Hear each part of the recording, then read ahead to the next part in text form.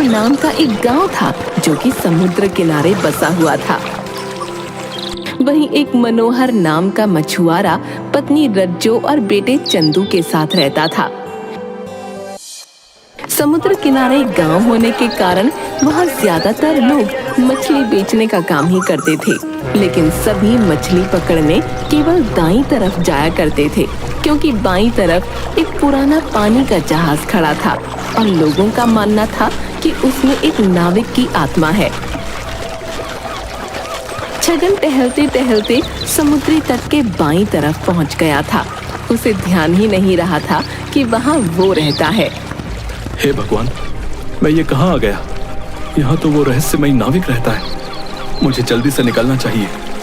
रुक जा, रुक जा।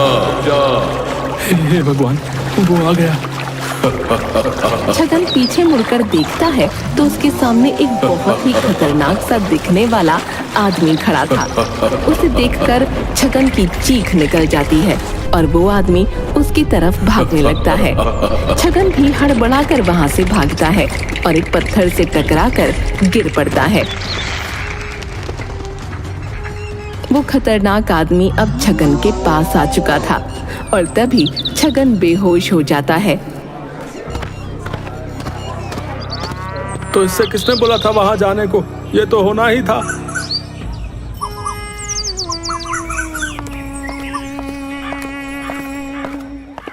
क्या हुआ भैया? ये देखो ना मनोहर, सब लोग मना करते हैं कि उधर मत जाया करो, मत जाया करो, हैं? लेकिन फिर भी ये वहां पहुंच गया। बताओ। तो इसका ये हाल उस नाविक ने किया है? नहीं, लेकिन नाविक इसके पीछे पड़ गया था तो ये भागा और लड़खड़ा कर एक पत्थर पर गिर पड़ा। जिंदा बच गया, यही बहुत है, वरना वो नाविक इसे खा जाता। वैसे एक बड़ी अजीब बात है कि आज तक उस नाविक ने कभी किसी को मारा नहीं। तुम कहना क्या चाहते हो भाई? नहीं, कुछ नहीं।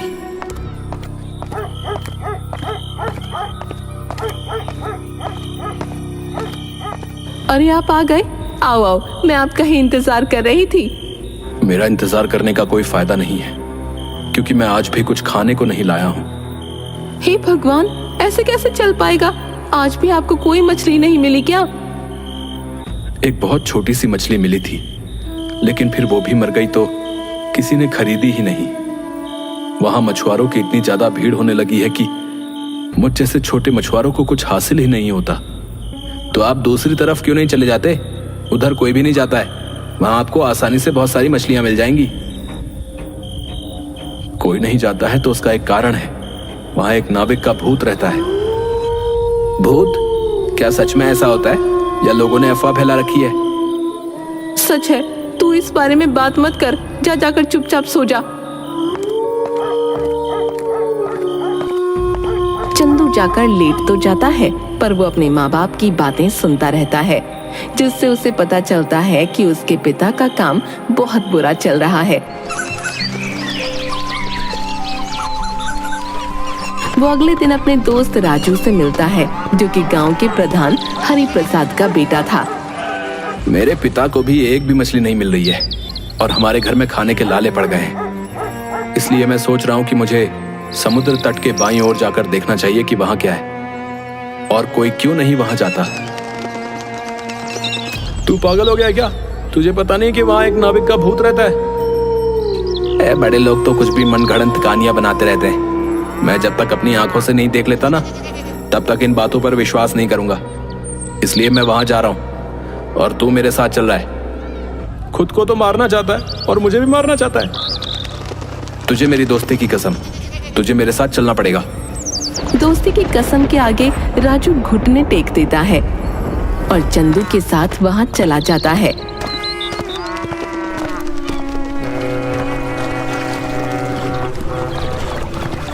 वहां वो लोग देखते हैं कि समुद्र किनारे एक पुराने जमाने वाला पानी का जहाज खड़ा है, जो कि काफी हद तक बर्बाद हो चुका है।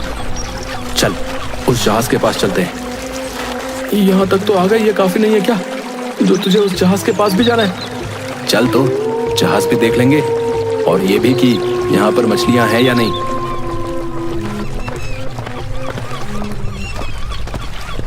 वो लोग उस जहाज के पास पहुंचते हैं और पानी में देखते हैं तो वहाँ काफी मछलियाँ होती हैं। ये देखकर चंदू बहुत खुश हो जाता है, पर तभी उन्हें पीछे से किसी की आवाज आती है। मेरे शिकार आओ। ये तो वही रहस्यमयी नाविक है। भाग चंदू, ये भूत है। अरे चंदू जल्दी चल यहाँ से, वरना ये हमें मार डालेगा। अरे रुक तो, नहीं ये हमें मार डालेगा।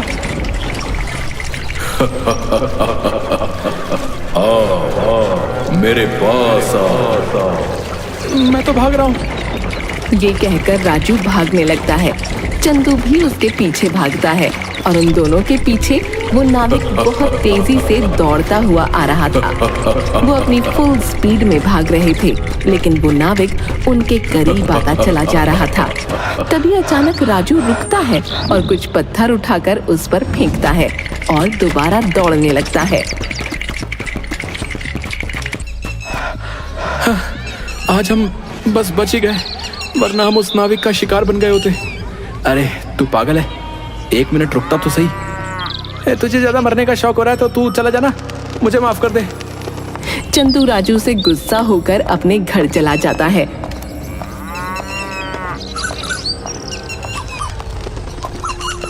इधर राजू अपने पिता के पास जाता है और उनसे मछुआरों की दिक्कत की बात करता है, क्योंकि वो भले ही डरपोक था, लेकिन था तो चंदू का दोस्त। उसे अपने दोस्त की फिक्र तो थी। पापा, हमारे गांव में बहुत से मछुआरों का काम सही नहीं चल पा रहा है, आप उनके लिए कुछ करते क्यों नहीं? तू ये सब क्यों सोच रहा है? क्योंकि आप नहीं सोच रहे हो, आप गांव के प्रधान हो, आपको इन चीजों का ख्याल रखना चाहिए।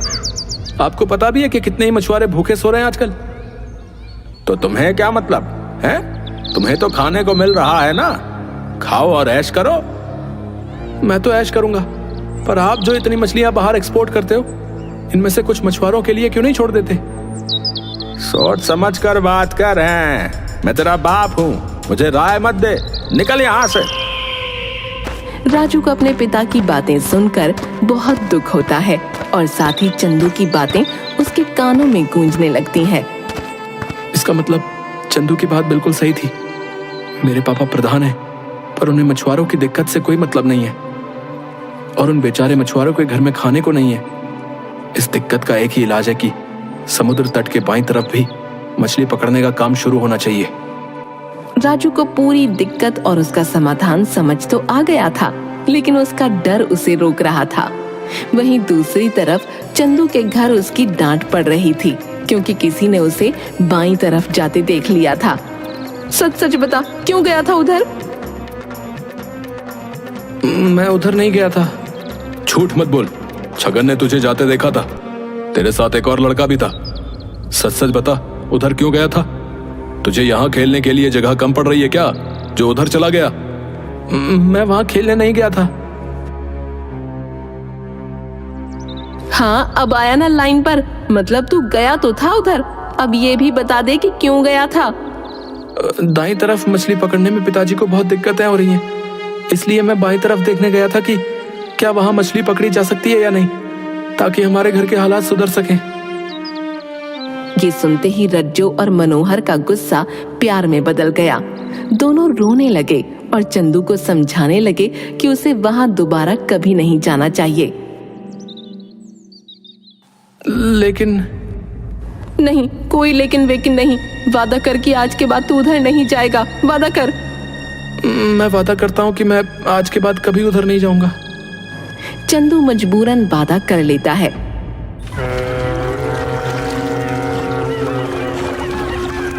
उसी रात एक शराबी समुद्र तट के बाईं तरफ चला जाता है। उसे बिल्कुल होश नहीं था। वो जाकर उस नाविक से टकरा जाता है। नाविक से टकराते ही उसे होश आ जाता है और वो बुरी तरह से चिल्लाते हुए वहां से भागने लगता है। नाविक उसके पीछे नहीं भागता है, बल्कि वो एक पत्थर उठाता है और दूर से उसे फेंक कर मारता है, जिससे वो आदमी बेहोश हो जाता है।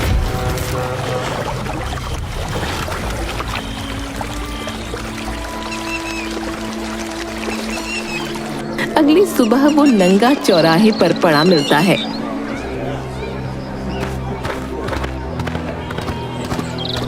हाय हाय, ये शराबी भी ना रात में उस नाविक के पास पहुंच गया और उसने उसका ये हाल किया। राजू, तुझे एक बात अजीब नहीं लगती कि ये नाविक किसी को जान से नहीं मारता है? तो तू क्या चाहता है, वो सबको मार डाले? मैं क्या चाहता हूँ ये पॉइंट नहीं है। अगर वो सचमुच एक भूत है तो वो लोगों को मारता क्यों नहीं है, ये पॉइंट है। हाँ, ये बात तो तू सही कह रहा है। उस दिन मैंने जब उसे पत्थर फेंक के मारे थे तो वो भी उसके ऐसे ही पड़े थे जैसे किसी इंसान के पड़ते। उससे वो रुक भी गया था। यही तो मैं भी कहना चाह रहा हूँ, शायद ये शक हमारा सही हो कि वो रहस्यमय नाविक कोई भूत नहीं बल्कि इंसान हो। पर वो इंसान ऐसा क्यों कर रहा है, इसका पता लगाना पड़ेगा और उसके लिए हमें वहां दोबारा जाना होगा।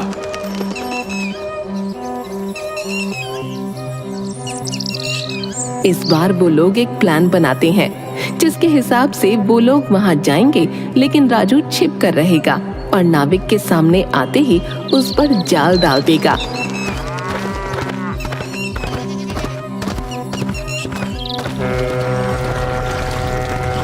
नाविक जी, नाविक जी।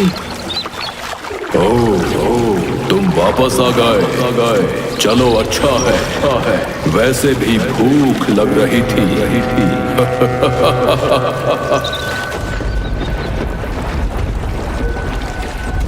ये कहकर वो नाविक चंदू की तरफ भागना शुरू कर देता है और चंदू अपनी जगह पर खड़ा रहता है। नाविक जैसे ही चंदू के पास पहुंचने वाला होता है तभी राजू एकदम से आकर उसके ऊपर जाल डाल देता है और अगले ही पल दोनों उस नाविक पर चढ़कर बैठ जाते हैं। देखा, मैंने कहा था ना, ये कोई भूत नहीं इंसान है। तुम सही कह रहे हो, इसने हम सबको बहुत परेशान किया है। मैं इसको मार डालूंगा। नहीं, अरे रुक जाओ, पहले इसका उद्देश्य तो पता चलने दो। बता साले, तू ये क्यों कर रहा था? बताता या पत्थर से तेरा सिर कुचल दूं? छोड़ो मुझे, वरना अच्छा नहीं होगा। नहीं बताएगा, रुक अभी तेरा सर फोड़ता हूँ। अच्छा, रुको, मैं सब सच बताता हूँ। दरअसल मैं प्रधान के लिए काम करता हूँ। उसने मुझे यहाँ भूत बनकर रहने का काम दिया है, जिससे इस पूरे हिस्से पर उसका राज चल सके। वो यहाँ की सारी मछलियाँ खुद बेच सके और मुनाफा कमा सके।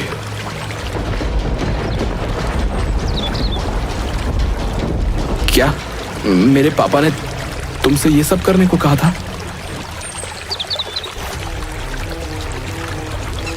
चंदू और राजू वापस गांव में जाते हैं और सबको ये सच्चाई बताते हैं।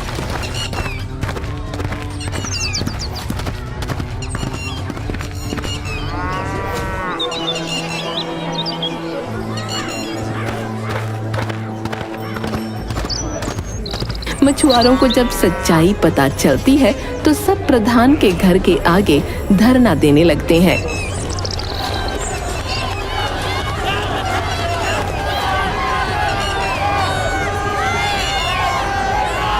पर प्रधान अपनी गलती मानने को तैयार नहीं था। तब राजू कहता है, पापा, आप लोगों को उनका हक दोगे या मैं आपको छोड़कर चला जाऊं? मैं चला ही जाता हूं। अब रुक जाओ बेटा, मैं अपना गुनाह कबूल करता हूं। मैं मानता हूं कि ये मैंने ही किया था। वहां कोई भूत नहीं था। ये भूत मैंने अपने फायदे के लिए बनाया था। आप लोग मुझे माफ कर दीजिए। अब से समुद्री तट का बायां हिस्सा भी आप लोगों का है। ये सुनकर सारे मछुआरे खुश हो जाते हैं। चंदू के माता पिता के साथ सारे मछुआरों की दिक्कत अब दूर हो चुकी थी। अब कोई रहस्यमय नाविक नहीं था, सिर्फ खुशहाल मछुआरे थे।